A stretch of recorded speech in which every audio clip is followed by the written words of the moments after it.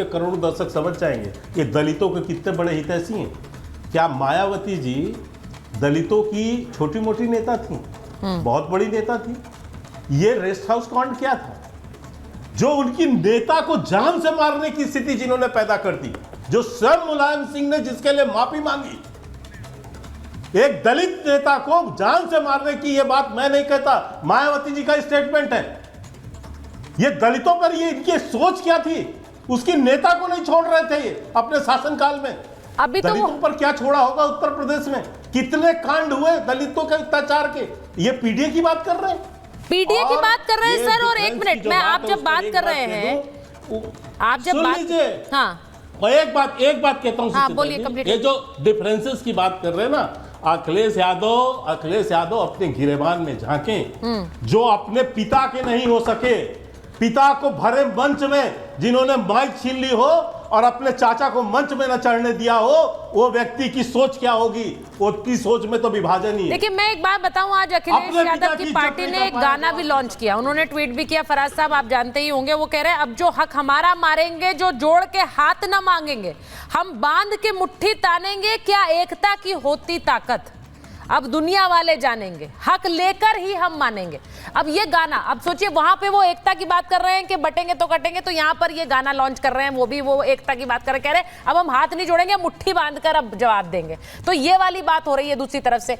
एक बार मैं जरा शांतनु जी बोलना चाह रहे हैं। शांतनु जी बोलिए। शांतनु जी वो भी वहां से एकता की बात कर रहे हैं, वो बड़ा क्लियर है कि पीडीए वाला उनका मॉडल हराएगा। हाँ बोलिए जी। ये किसकी एकता है? मैं इसकी कुछ स्टेटमेंट में सुन रहा था समाजवादी पार्टी के। महबूब अली जो अमरोहा से विधायक हैं समाजवादी पार्टी के, उन्होंने कहा मुसलमानों की इतनी जनसंख्या बढ़ जाएगी और उस जनसंख्या के सारे 2027 का चुनाव जीत लेंगे। तो ये एकता कहाँ पे दिख रही है? एसपी के एमएलए हैं राइस शेख जी, उन्होंने कहा महाराष्ट्र में 5% मुस्लिम रिजर्वेशन एमबीए को घोषित कर देना चाहिए। तो हमें दिख रहा है कौन सी एकता की बात कर रहे हैं।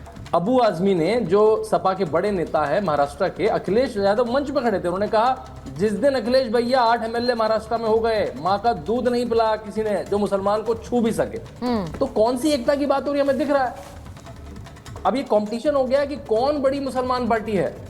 हमने राम भक्तों को मारा था, समाजवादी कहती है हम सबसे बड़ी मुसलमान पार्टी है। कांग्रेस कहती है हमने तो राम को ही काल्पनिक कह दिया तो हम सबसे बड़ी मुसलमान पार्टी है। तो वहां पे लड़ाई हो गई है। आपको पता है अभी अखिलेश यादव जी का जन्मदिन था कुछ दिनों पहले, पूरे यूपी में पोस्टर क्या लगे, भावी प्रधानमंत्री अखिलेश यादव को जन्मदिन की बधाई। उन्होंने जानबूझ के पोस्टर लगवाए। कॉम्पिटिशन तो वहां ये शुरू हो गया कि कौन मुसलमान वोट खींचेगा। तो ये एकता, जब समाजवादी पार्टी एकता कहती है तो आप अबू आजमी क्या कह रहे हैं सुनिए, महबूब अली क्या कह रहे हैं सुनिए, बताइए फराज साहब। वो कह रहे हैं एकता की बात आप करते रहते हैं, पीडीए बोलने के लिए सही है, लेकिन वैसे बात करते हैं मुसलमानों की, क्योंकि वोट वहां से आ रहा है, वो बड़ा क्लियर है। तो आप उन पर तो आरोप लगाते हैं कि देखिए कम्युनल बातें कर रहे हैं, डिवाइड एंड रूल कर रहे हैं, लेकिन आप क्या करते हैं? आप भी मुसलमानों के वोटों के पीछे पड़े हैं। बयानों से क्लियर है। फराज साहब गलत साबित कर दीजिए शांतनु जी को। सुचारिता जी, अब आपको मुझे थोड़ा सा आपको मुझे समय देना पड़ेगा। हाँ। और के शर्मा जी अब आपसे बोलेंगे कि आज सुचारिता जी आपने मुझे कहां फंसा दिया। इन्होंने के शर्मा जी ने बात की सिखों के नरसंहार की।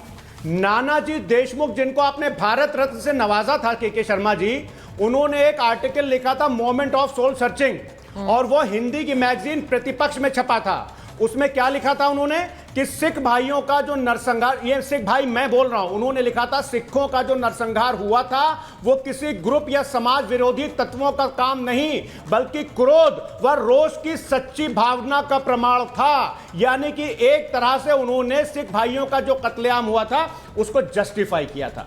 दूसरी बात सुचारिता जी, मुजफ्फरनगर दंगों की बात की इन्होंने। विक्रम सैनी भारतीय जनता पार्टी का MLA, he was the only convicted MLA in that rights, जिसको कि माननीय कोर्ट ने सजा दी मुजफ्फरनगर दंगों की, वो भारतीय जनता पार्टी का एमएलए था। क्या बात कर रहे हैं के शर्मा जी आप? और तीसरी बात, हमारे शांतनु भाई ने क्या भी बोला, दलितों की बात। अरे साहब, social justice and empowerment ministry की अभी ये रिपोर्ट आई है, बिल्कुल नई सुचारिता जी। इसके हिसाब से आज की तारीख में जो दलितों पर सबसे ज्यादा अत्याचार हो रहे हैं, वो अगर कहीं हो रहे हैं तो कहां हो रहे हैं? आजादी के स्वर्णिम काल में इस उत्तम प्रदेश में। शांतनु भाई ने बात कही कुछ शांतनु भाई ने बात कही कि कुछ उत्तर प्रदेश में बड़ा अच्छा चल रहा है। ये किताब मैंने नहीं छापी है और ना ही छापी है ये समाजवादी पार्टी के दफ्तर ने। ये किताब छपी है होम मिनिस्ट्री से। इसके पेज नंबर 180 पर लिखा हुआ है कि मैटरनल मोर्टेलिटी रेट अगर इस देश में सबसे ज्यादा कहीं है तो 18 स्टेट्स का सर्वे हुआ, उसमें उत्तर प्रदेश 16वें नंबर पे। Infant mortality rate page number 187, 36 में से 36वें नंबर पर। मोर्टेलिटी रेट पेज नंबर 188, 36 में से 36वें स्टेट पर। और सुनाओ आपको, स्टंटेड चिल्ड्रन, अंडरवेट चिल्ड्रन, मतलब कितने पैरामीटर्स लीजिएगा। और ये सारे पेज नंबर मैं आपको बता रहा हूं, चुनौती देता हूं कि इसमें से एक चीज गलत होगी तो मैं डिबेट में आना छोड़ दूंगा। भाई चुनौती एक्सेप्ट करेंगे आप के शर्मा जी। मैं एक बार अखिलेश यादव का भी आरोप सुना रही हूं, उन्होंने क्या हमला बोला है, एक बार सुन लीजिए जरा। अखिलेश यादव ने सीएम योगी पर निशाना साधते हुए कहा कि उपचुनाव में योगी वोट नहीं पड़ने देंगे। वो कह रहे हैं इनका काम वोट ना पड़ने पाए तभी बनेगा। वो कह रहे हैं बूथ चिन्हित कर रहे हैं इनके लोग, वो पहचान कर रहे हैं बूथ्स की। इनका काम है कि काम को रोक दो और तोड़ दो, मतलब यही उनका नारा है कि काम को रोक दो तोड़ दो। बीजेपी कुछ भी कर ले उपचुनाव हारेगी, ये वोट नहीं पड़ने देंगे, ये कह रहे हैं अखिलेश यादव।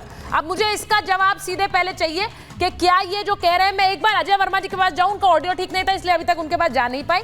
अजय जी, मैं उम्मीद कर रही हूं कि अब आपका ऑडियो हम तक आएगा।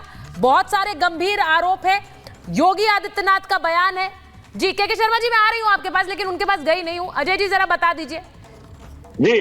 पता नहीं मेरा ऑडियो खराब था या कर दिया गया है, तो फिर गॉड नोज बेटर। लेकिन मैं ये बताना चाहता हूं, भाई आप हमेशा यही सोच के साथ क्यों आते हैं? हम क्यों आपका ऑडियो खराब करेंगे? हम आपको बुलाया है तो सुनने के लिए बुलाया ना। हाँ बोलिए बोलिए। मैं ये बताना चाहता हूं कि देखिए, पाठ्यक्रम वही है, शाही बदली गई है। 2014 से जो पाठ्यक्रम भाजपा का था, रंग वही है। झारखंड में जाके साई बदल दिया, महाराष्ट्र में जाके साई बदल दिया। इनके पास कोई और एजेंडा नहीं है।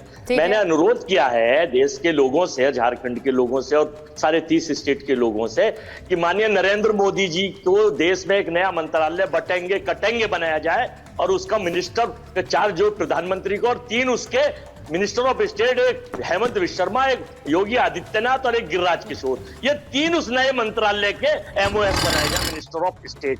क्योंकि इनके पास रोजगार की कोई स्कीम नहीं, व्यापार की कोई स्कीम नहीं, महिलाओं की सुरक्षा की स्कीम नहीं, जोड़ने की कोई स्कीम नहीं, सुरक्षा की कोई स्कीम नहीं।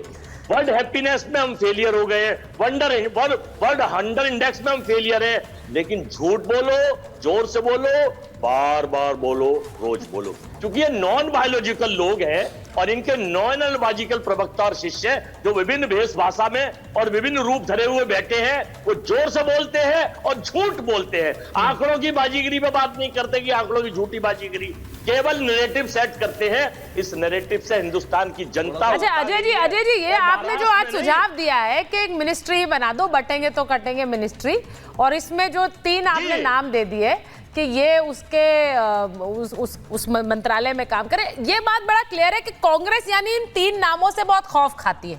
उसमें एक योगी आदित्यनाथ है, एक हेमंत विश्व शर्मा है और एक गिरिराज सिंह है। खौफ खाते हैं कि नहीं खाते हैं, पहले ये बता दीजिए। इन तीनों का नाम लेकर आपने कहा है।